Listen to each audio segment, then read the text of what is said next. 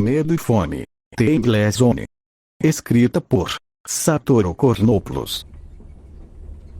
Capítulo 2. Prólogo.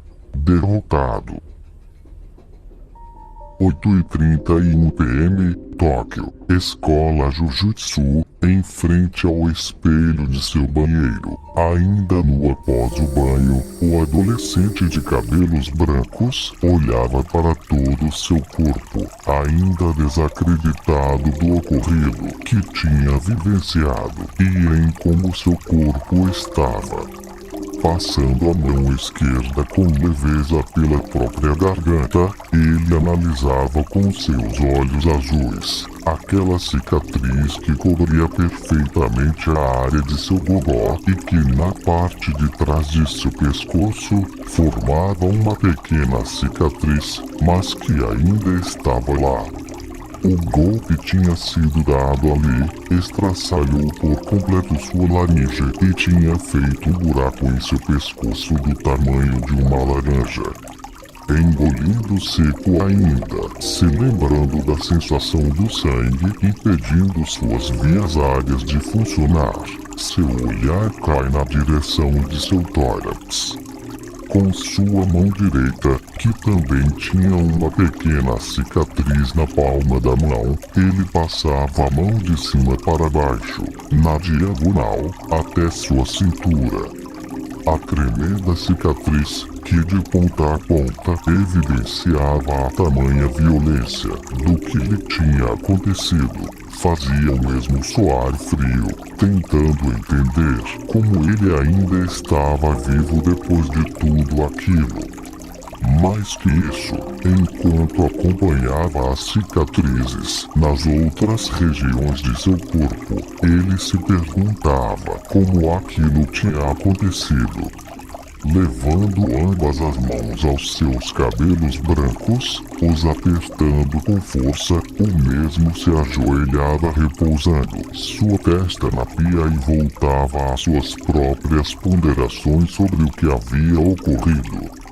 Como ele tinha sido curado e até em uma hipótese sem nexo e levemente perturbadora, a pergunta que martelava sua cabeça se transformava de como para o que tinha feito isso com ele. 2h20 p.m. Tóquio. Escola Jujutsu, com o suor gelado descendo por seu rosto e com olhos demonstrando plenamente a descrença que sentia ao ver a situação em que se encontrava. O sangue escorrendo involuntariamente para fora de sua garganta, de forma lenta, quase enganado o tamanho do estrago que tinha sido feito em sua garganta. Aquela adaga, que seus olhos azuis o alertaram imediatamente do perigo, assim ele botou os olhos nela. Agora, atravessava sua garganta, com a ponta da lâmina saindo pouco mais de 1 centímetro para fora de sua carne. Olhando de relance, ele conseguia ver aquele homem de cabelos negros, sorrindo malignamente, junto a uma espécie de orgulho e realização em seu olhar, como se o fato dele ter sido tocado, ou melhor, dele estar sangrando, fosse digno de um troféu. Parando por um segundo que parecia mais uma eternidade, ele lentamente subiu seu olhar para o homem, o mercenário, que tinha agido como juiz, dando-lhe tanto a sentença quanto a pena. A descrença ainda gravada nos olhos daquele adolescente fazia-o sorrir mais ainda, com um toque de sadismo se espalhando por seu sorriso. Inutilmente, com o sangue agora subindo pela parte interna de sua garganta, começando a sufocar-lhe, enchia sua boca e escapava da mesma. Ele leva ambas as mãos para a lâmina e aperta ela, tentando retirar o sadismo naquele homem de forma ainda maior e ajudando seu alvo. Ele retira a lâmina de sua garganta, cortando e rasgando seu pescoço de uma só vez. junto à palma da mão direita do de olhos azuis, num corte diagonal que se estendeu até perto de sua cintura, fazendo sangue jorrar aos montes de seu corpo e cair no chão. Conforme sua técnica dita como invencível, que era parte do que lhe concedia o título de mais forte, se esvai contra sua vontade, o buraco no meio de seu peito, causado por um empalamento muito antes de ser perfurado na garganta, volta a derramar sangue por todas suas vestes, acompanhado aquele corte que rasgou sua garganta e tronco. Aquele olhar, antes de descrença, se torna algo que ele nunca em sua vida sequer pensou na possibilidade de sentir. Era puro e único desespero. Com seus olhos arregalados, ele viu seu tórax aberto com sangue saindo de dentro de seu corpo para fora, descendo por sua roupa e gotejando no chão como uma leve garoa. Sem parar seu ataque, ele acerta um outro golpe, agora acertando diretamente a região do pâncreas do de cabelos brancos e desce perfurando sua coxa de sua perna direita, junto a seu joelho, erguendo seu braço esquerdo que agora tremia, por causa do desespero ou da turbulência de adrenalina que pulsava por todo o seu corpo. Um brilho azul saiu da palma de sua mão, numa tentativa desesperada de afastar aquele que seria o futuro assassino de si. O golpe recheado de energia amaldiçoada devasta tudo em 10 metros à sua frente, apagando também parte de uma enxurrada de moscas e insetos que tinham sido invocados pelo de cabelos preto. No entanto, aquele que ele mais queria acertar, aquele que estava tentando tirar sua vida, consegue desviar devido à falta de precisão causada pela turbulência de emoções que sentia e ainda consegue acertar um chute na perna direita de seu alvo que agora, estando completo perfurada, não tinha qualquer força, fazendo com que ele caía para frente, enquanto ia de cara em direção ao chão. O olhar na face dele não era mais de descrença ou sequer desespero, era unicamente e perfeitamente de aceitação, mesclado como uma espécie de tristeza. Engolindo seu orgulho, ele via sua vida passar diante dos seus olhos, enquanto acreditava que aquele era seu fim. Não estando satisfeito e querendo finalizar de vez, usando sua outra mão, o homem de cabelos negros, já ciente de que a técnica tão poderosa de seu alvo era inexistente, acerta uma facada em sua cabeça e o bate contra o solo, quebrando-o levemente. A faca atravessa sua testa, como se tivesse sido fincada em seu cérebro, causando uma contração no olho esquerdo do de olhos azuis e fazendo apenas ele se mover para cima, o deixando em uma condição semelhante à vesguice, sem dizer uma palavra sequer. A faca é retirada da cabeça do feiticeiro, caído em sua frente e logo após, ele lambeu o sangue que ficava na lâmina. Indo agora atrás dos outros três, ele saiu do local sorrindo.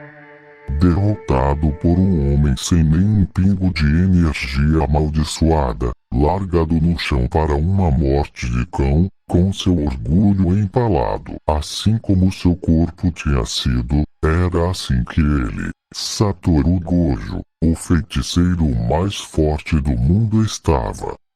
Não importa a sua decisão. Afinal, eu e o Gojo somos os mais fortes. Conforme a luz de seus olhos começa a desaparecer, o juramento dele e de seu único e melhor amigo para ela ecoam em sua mente, como se fosse uma punição divina por tamanha arrogância, mostrando que por culpa de si mesmo, sua vida chegaria ao fim. Enquanto aquelas moscas e insetos que o rodeavam, pouco a pouco pousavam em seu corpo, indo na direção do sangue dos buracos no corpo do feiticeiro, em último vislumbre da luz do dia que seus olhos podiam presenciar. Satoru pisca e talvez por causa dos danos em seu cérebro, quem sabe por causa de uma alucinação causada em seu leito de morte, ou até mesmo de maneira inusitada e completamente sem sentido, por culpa do sangue que escorre do buraco em sua cabeça diretamente para seus olhos. O mundo ao redor de Satoru se distorce. O céu, de pouco a pouco, se escureceu, não como se tivesse tomado conta do dia de uma hora para outra, era algo ainda pior. Parecia que a própria escuridão tinha tomado conta do céu outrora azul. O chão, antes com seu piso moldado à base de concreto, as árvores ao seu redor e todas as estruturas, sejam as que ele destruiu com a liberação máxima de uma de suas técnicas, ou as que ainda estavam de pé de alguma forma, sua grande maioria não era mais composta dos mesmos matérias de sua origem. Tudo estava manchado de sangue, das folhas das árvores até os escombros no chão, mesclado como uma espécie de podridão que deixava as coisas meio amareladas, semelhantes à corrosão causada por urina. As árvores, alguns escombros e algumas coisas tinham sido cobertas por amontoados de carne irregulares que pareciam de rastejar, de forma lenta e nojenta, enquanto pulsavam líquidos de seus corpos, que pareciam uma mistura de sangue com vômito e outras coisas que escorriam de seus corpos, contaminando ainda mais o lugar. Se não fosse por seu estado de quase morte, Satoru poderia jurar sentir o cheiro da podridão mesclada à carniça, pairando por todo lugar. Contudo, em vista, Gojo sabia muito bem o que estava acontecendo, ou ao menos, sua mente fazia crer que ele sabia. Oh sim, eu entendi, ele pensa, observando tudo ao seu redor, tossindo um pouco de sangue de forma involuntária. Estou indo direto para o inferno, com isso, a pouca vida que Satoru ainda tinha, some completamente, deixando apenas uma carcaça vazia, um momento antes dele ver uma estranha silhueta humanoide se aproximar ao longe. Com o brilho de seus olhos esvaecendo, o mesmo se mantinha jogado no chão, coberto do próprio sangue e com a boca entreaberta.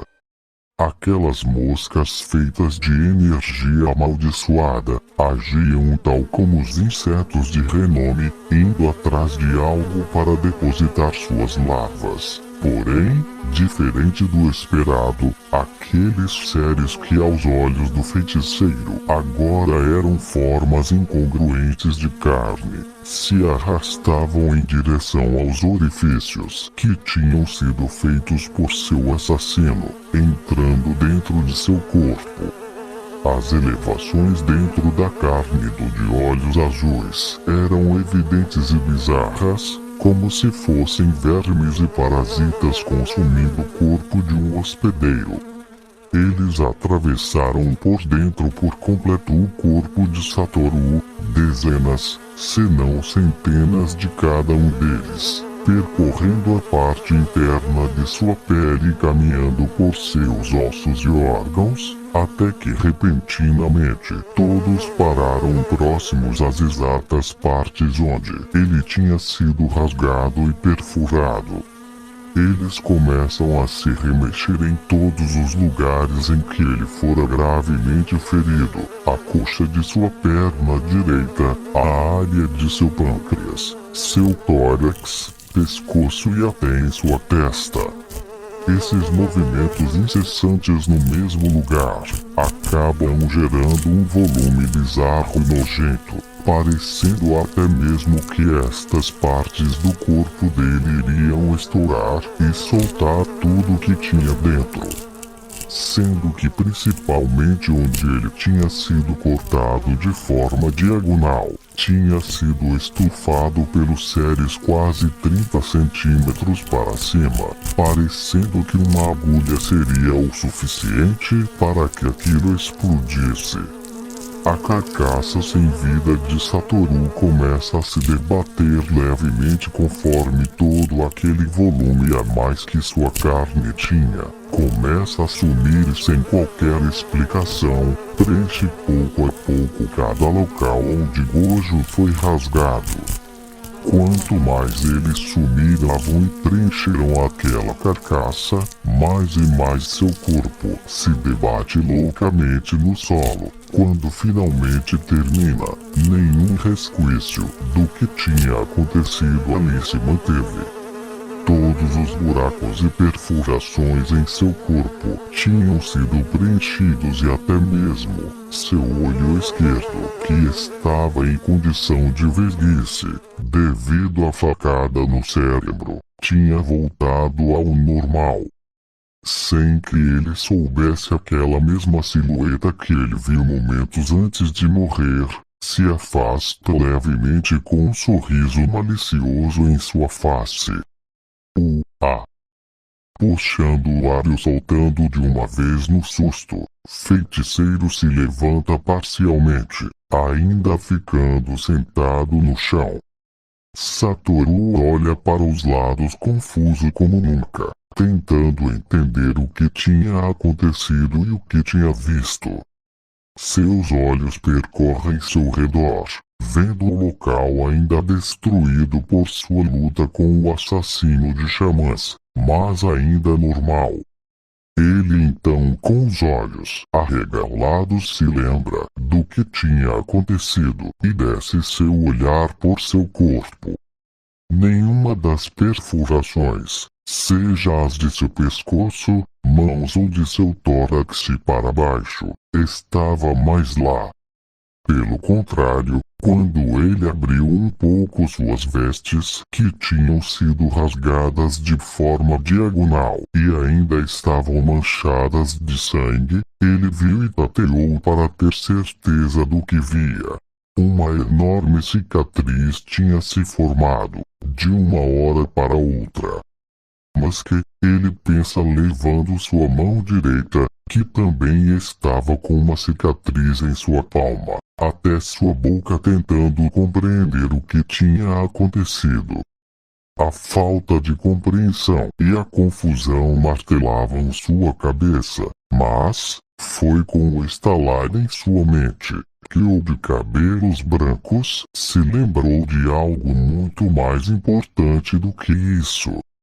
A Manai, se levantando de uma vez, meio tonto e desequilibrado, ele sai correndo na direção de onde a garota que ele tinha sido encarregado de proteger, junto a seu único e melhor amigo, tinha ido quando ele começou sua luta solo. Não muito tempo depois, graças a seu corpo com sua velocidade e estáticas gerais aumentada pela energia amaldiçoada que ainda fluía em seu corpo, ele chega onde seu melhor amigo estava.